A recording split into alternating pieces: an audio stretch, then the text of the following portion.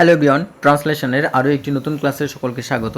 যারা প্রথম থেকে ক্লাসটি দেখছো কোনো রকম স্কিপ না করে ক্লাসটি দেখতে থাকো, আশা করি কোনো ইনফরমেশান মিস হবে না। এবং বিশেষ করে যারা পিএসসি ক্লার্কশিপ মিসলেনিয়াস মেন্স দেবে তাদের ক্ষেত্রে এই টপিকটি খুবই গুরুত্বপূর্ণ। এবং পাশাপাশি যারা বাংলা থেকে ইংরেজিতে ট্রান্সলেশন শিখতে চাও তাদের ক্ষেত্রেও ক্লাসটি ভীষণভাবে গুরুত্বপূর্ণ। তো চলো আমরা দেরি না করে ক্লাসটি শুরু করি। প্রথম যে লাইনটি আছে সেটা দেখব যে এ সংসারে কেউ আবদ্ধ থাকিতে ভালোবাসে না। তো প্রথমে আমরা যেটা লিখব যে এই সংসারে কেউ আবদ্ধ থাকিতে ভালোবাসে না। তো আবদ্ধ বলতে আটকা থাকতে, তাহলে কি লিখব? কেউই। তো এখানে সাবজেক্ট হচ্ছে নো ওয়ান, যেটা আমরা কেউই বলেছি। তো সাবজেক্ট হলো no one in this world, এই পৃথিবীতে লাইকস হচ্ছে কি পছন্দ করে। তো V1, তো এটা যেহেতু ন্যাচারাল ট্রুথ, তো ন্যাচারাল ট্রুথের ক্ষেত্রে আমরা কি জানি? ন্যাচারাল ট্রুথের ক্ষেত্রে আমরা সিম্পল প্রেজেন্ট টেন্স ব্যবহার করি, যেটা এখানে সিম্পল প্রেজেন্ট টেন্স ব্যবহার করা হয়েছে। আর যেহেতু নো ওয়ান হচ্ছে কি থার্ড পারসন সিঙ্গুলার নাম্বার, তো এই কারণে কিন্তু আমরা এখানে ব্যবহার করেছি কি ভার্বের 1 নম্বর ফর্ম। এর জন্য ভার্বের 1 নম্বর ফর্মের সাথে লাইকস অর্থাৎ ইএস যুক্ত হয়েছে। তাহলে no one in this world likes to remain এখানে কিন্তু V1 2 + V1 অর্থাৎ এখানে ইনফিনিটিভের কাজ করছে, থাকতে। টু রিমেইন কনফাইন্ড আবদ্ধ থাকতে, তাহলে এই পৃথিবীতে কেউ আবদ্ধ থাকতে ভালোবাসে না বা পছন্দ করে না। বা এটাকে যদি আমরা অল্টারনেটিভ লিখি এই সেন্টেন্সটাকে, তাহলে আমরা লিখব যে নো বডি, নো ওয়ান বা নো বডি। তো nobody in this world likes, বা এটাকে আমরা কিন্তু প্রেফার্সও লিখতে পারি, কি প্রেফার্স অর্থাৎ পছন্দ করে। তাহলে নো অন ইন দিস বা nobody in this world likes বা প্রেফার্স, লাইকস প্রেফার্স বা কি এনজয়েস কি টু রিমেন কনফাইন্ড, বা আমরা বলতে পারি টু স্টে কনফাইন্ড, বা আমরা এটাকে বলতে পারি টু পারসিস্ট অর্থাৎ বিদ্যমান থাকা, টু পারসিস্ট কনফাইন্ড আবদ্ধ থাকতে। এইভাবে কিন্তু আমরা লিখতে পারি। আর আবদ্ধকে আমরা রেস্ট্রিক্টেডও বলতে পারি, রেস্ট্রিক্টেড, বা এটাকে আমরা কিন্তু বলতে পারি কি ইমপ্রিজন্ড আবদ্ধ থাকা, রেস্ট্রিক্টেড বা ইমপ্রিজন্ড, বা এনক্লোজড বা আমরা ট্রাপডও বলতে পারি, ট্রাপড। তো অবশ্যই তোমরা যে সমস্ত এক্সট্রা ওয়ার্ডগুলি অর্থাৎ সিনোনিমসগুলো লিখে দিলাম তোমরা লিখে নেবে। তো চলো আমরা পরের বাক্যটি লক্ষ্য করি। পরের বাক্যটি আছে, পরের বাক্যটি সকলেই স্বাধীন হতে চায়। তো সকলে বলতে এখানে এভরিওয়ান বোঝাচ্ছে, কাউকে ইন্ডিকেট করা হচ্ছে না নির্দিষ্ট করে। এর জন্য আমরা ইনডিফিনাইট প্রোনাউন ব্যবহার করব, অর্থাৎ everyone wants to be free. প্রত্যেকে চায় কি? প্রত্যেকে স্বাধীন হতে চায়, এভরিওয়ান। তো এখানে কিন্তু থার্ড পারসন সিঙ্গুলার নাম্বার, তো সেই কারণে ওয়ান্টস ভার্বের 1 নম্বর ফর্মের সাথে যুক্ত হয়েছে। টু বি ফ্রি অর্থাৎ প্রত্যেকে মুক্ত হতে চায়, বা এটাকে আমরা অন্যভাবে লিখি যে এভরিওয়ান উইশেসও বলতে পারি, এভরিওয়ান উইশেস অর্থাৎ প্রত্যেকে ইচ্ছা প্রকাশ করে কি টু বি ফ্রি, বা টু বি লিবারেটেড প্রত্যেকেই ফ্রি হতে চায়, বা টু বি কি আনকনফাইন্ড। তাহলে এটাও আমরা কিন্তু লিখতে পারি, বা এটাকে আমরা ডিজায়ার্সও বলতে পারি, প্রত্যেকেই পছন্দ করে। এভরিওয়ান ওয়ান্টস বা এভরিওয়ান উইশেস বা এভরিওয়ান ডিজায়ার্স কি to be liberated, to be unconfined বা টু বি ফ্রি, যেটা ইচ্ছা আমরা কিন্তু লিখতে পারি। তো অল্টারনেটলি তোমরা এইভাবেও কিন্তু লিখতে পারো। তো অবশ্যই এই এক্সট্রা ওয়ার্ড অর্থাৎ সিনোনিমস লিখে নেবে, কারণ এগুলোই কিন্তু তোমাদের ওয়ার্ড পাওয়ার বাড়াবে। তো চলো আমরা পরের বাক্যটি লক্ষ্য করি। পরের বাক্যটি আছে যে যদি তুমি একটি পাখি ধরো এবং তাহাকে খাঁচায় পুরিয়া রাখো, তাহলে কি ইফ, অর্থাৎ এখানে যদি যেহেতু বোঝাচ্ছে তো আমরা ইফ দিয়ে শুরু করব, যেহেতু কন্ডিশন বোঝাচ্ছে। তাহলে ইফ ইউ হচ্ছে এখানে সাবজেক্ট, ইফ ইউ ক্যাচ। তো আমরা জানি ইফ দিয়ে যখন কিছু শুরু করি তখন কিন্তু আমরা সেটাকে প্রেজেন্ট টেন্সে লিখি এবং যে ভার্বটা বসে সেটা কিন্তু প্রেজেন্ট টেন্সে হয়। তো ইফ ইউ ক্যাচ অর্থাৎ তুমি যদি ধরো কি এ bird and put it in a case, তুমি যদি একটা পাখিকে ধরো এবং তাহাকে খাঁচায় পুরিয়া রাখো, বা তাকে যদি খাঁচায় পুরে রাখো, বা if you capture a bird বলতে পারি, বা if you trap a bird, বা if you snare a bird অর্থাৎ তুমি একটা পাখিকে আটকে রাখো, অ্যান্ড পুট ইট, বা আমরা বলতে পারি প্লেস ইট আমরা কি বলতে পারি, place it in a case, এটাকে যদি একটা পাখির মধ্যে রাখো, বা সেট ইট বলতে পারি আমরা, set it in a case, যদি একটা পাখির মধ্যে খাঁচার মধ্যে রাখো তাহলে কি হবে, তো এই খাঁচাটাকেও কিন্তু আমরা বলতে পারি প্রিজনের সাথেও তুলনা করতে পারি। প্রিজন বা পেন, আমরা যে পেন বলি লেখার পেন, কিন্তু আমরা জানি পেন মানে কিন্তু খাঁচা হয়, বা আমরা এটাকে অ্যাভিয়ারিও বলতে পারি, অ্যাভিয়ারি। তো অবশ্যই তোমরা এগুলো লিখে নেবে। If you catch a bird and put it in a case, যদি এটাকে একটা পাখি ধরো এবং তাহাকে খাঁচায় পুড়িয়ে রাখো তো কি হবে, চলো এর বাকিটা আমরা দেখি।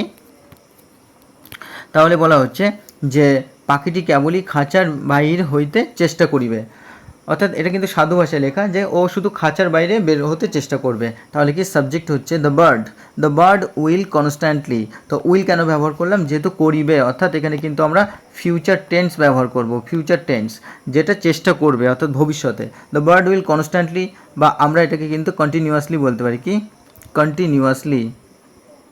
কন্টিনিউয়াসলি, বা এটা আমরা কনস্ট্যান্টলিও বলতে পারি, কন্টিনিউয়াসলি বা কনস্ট্যান্টলি, বা আমরা কিন্তু অলওয়েজ বলতেও পারি, অলওয়েজ অর্থাৎ সর্বদাই। সে সর্বদাই কী চেষ্টা করবে, সে সর্বদাই চেষ্টা করবে, এই always try, the bird will constantly try, বা কন্টিনিউয়াসলি ট্রাই, বা always try to get out of the case.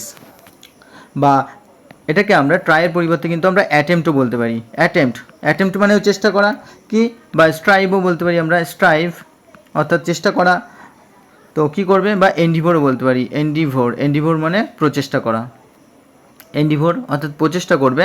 কি প্রচেষ্টা করবে, সে প্রচেষ্টা করবে to get out of the case, খাঁচার বাইরে বেরোনোর জন্য, বা আমরা টু এস্কেপও বলতে পারি, পালিয়ে আসতে, টু এস্কেপ কি from the cage, to escape from the cage অর্থাৎ খাঁচা থেকে পালাতে চেষ্টা করবে, বা টু ফ্লি বলতে পারি, to flee from the cage. তাহলে সর্বদা সে চেষ্টা করবে খাঁচা থেকে কিভাবে পালানো যায়। তো চলো আমরা পরের বাক্যটি লক্ষ্য করি।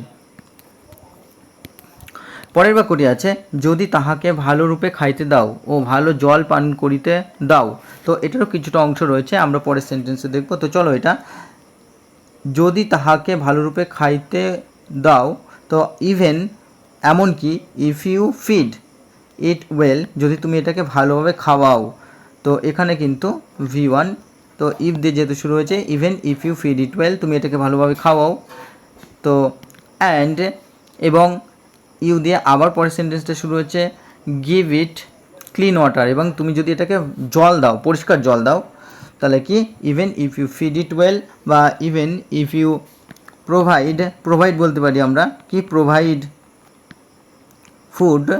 তাহলে even if you provide food and give it clean water, বা even if you provided good food বা ওয়েল ফুড বলতে পারি, and provide it clean water, বা গিভ ইট বা প্রোভাইড ইট ক্লিন ওয়াটার, বা গিভ ইট ক্লিন ওয়াটার। তাহলে কি হবে, চলো আমরা দেখি পরের সেন্টেন্সে। বা এটাকে কিন্তু ইভেনকে আমরা কি পরিবর্তে, এটা কিন্তু আমরা ইফও লিখতে পারতাম, বা এটাকে দো আমরা বলতে পারতাম, দো যদিও, বা আমরা এটাকে অল দো বলতে পারি, অল দো যদিও, বা এটাকে আমরা ডেসপাইটও বলতে পারি, ডেসপাইট সত্ত্বেও। সুতরাং তোমরা অল্টারনেটলি তোমাদের ইচ্ছে মতো তৈরি করতে পারবে। তো চলো পরের বাক্যটি লক্ষ্য করি। তাহলে পরের বাক্যটি আছে, তথাপি অর্থাৎ তারপরেও বা তবুও সে খাঁচায় থাকিতে ভালোবাসিবে না।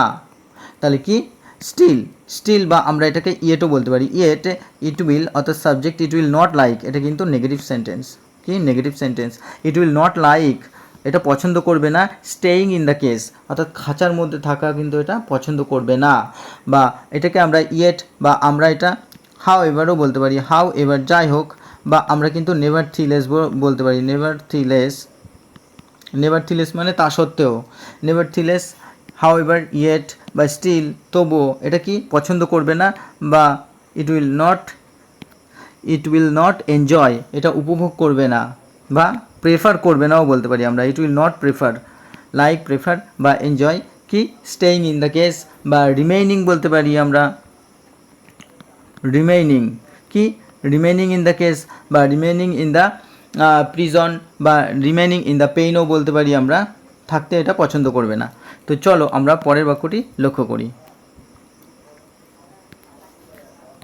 পরের বাক্যটি আছে সে বনে উড়িয়া যাইতে চাইবে, তাহলে কি ইট উইল, তো সাবজেক্ট ইট উইল ওয়ান্ট, এটা চাইবে টু ফ্লাই উড়ে যেতে বা ফ্লাই অ্যাওয়ে বলতে পারি, এটা উড়ে যেতে চাইবে ইনটু দ্য ফরেস্ট অর্থাৎ বনের মধ্যে বা জঙ্গলে সেটা উড়ে যেতে চাইবে।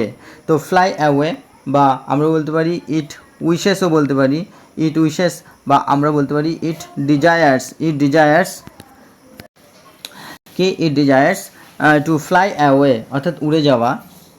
আর ইনটু দ্য ফরেস্ট বা আমরা ইনটু দ্য উডস বলতে পারি, ইনটু দ্য উডস বা ইনটু দ্য জাঙ্গল বলতে পারি, ইনটু দ্য জাঙ্গল। তো তোমরা এটা লিখে নিও। চলো পরের বাক্যটি লক্ষ্য করি।